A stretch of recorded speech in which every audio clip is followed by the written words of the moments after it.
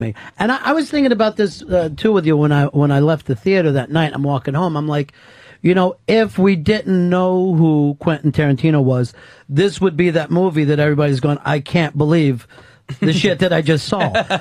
But like any good rock band, you're kind of competing against yourself and your past work all the time, you know? Well, I like that. I think that's terrific. I love being in the situation to be able to do that and having the filmography that I can do that with.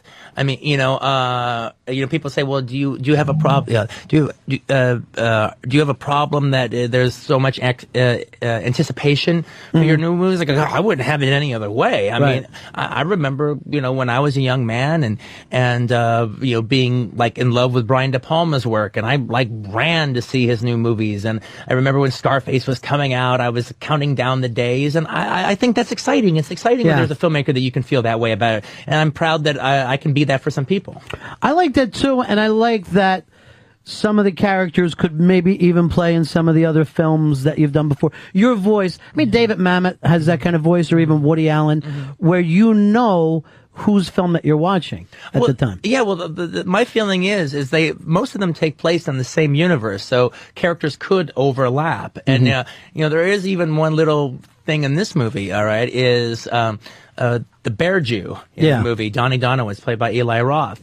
Well, his name is Donowitz, all right? Well, so is the name of the movie producer in True Romance, Lee Donowitz. So actually, Donnie is his father. Now, we don't talk about it, but that actually is a little connection between the two of them. So you do that for yourself? Or well, I do it, but it's not just for me. It's just the fact that it's all taking place inside of a real universe. And it's a universe of my making, but it is a real universe. And at any... The way like Larry McMurtry does that a lot in his novels. Right. Now, I've yet to go all the way with it the way he has, but I touch on it a little bit. Well, you can do that. Like Steinbeck was able to go, here's 4 or 5 generations, and each one of them would be a story of the South. Like when they did East of Eden, they only took the one piece out. Right. Which was weird when I read it when I was a kid. I was like, damn, when is James Dean coming into the darn thing? The last like 100 pages. All right, you got like 600 to go.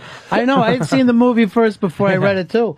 At the same way, in this film, in Inglourious Basterds, any of these characters could have been their own film, and they kind of are. And I feel that way about Pulp Fiction. You could have followed any of those guys, with their own movie.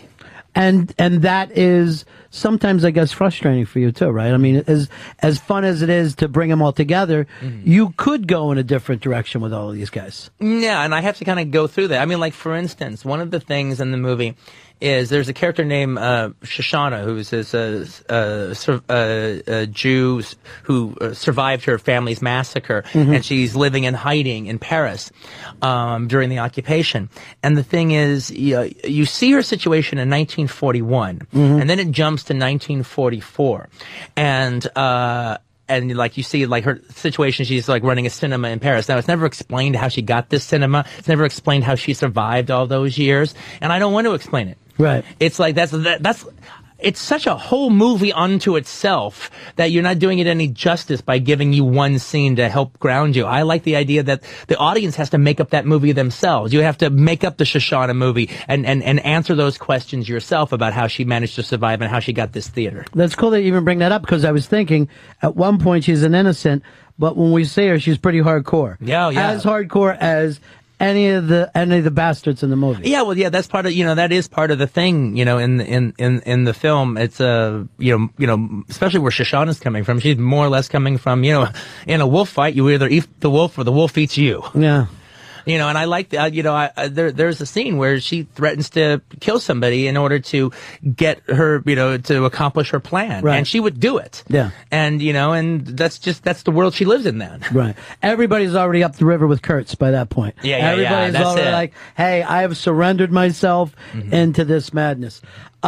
Always a pleasure, man. And it's really been a lot of fun to just follow your career and just to be a fan and be a part of it, man. Oh, man, that makes me feel really good. Thank you very much. I appreciate it. Thanks so much for coming in. Inglourious Basterds, this is the summer film you got to see. Thanks a lot, Quentin. Thanks a lot, mate.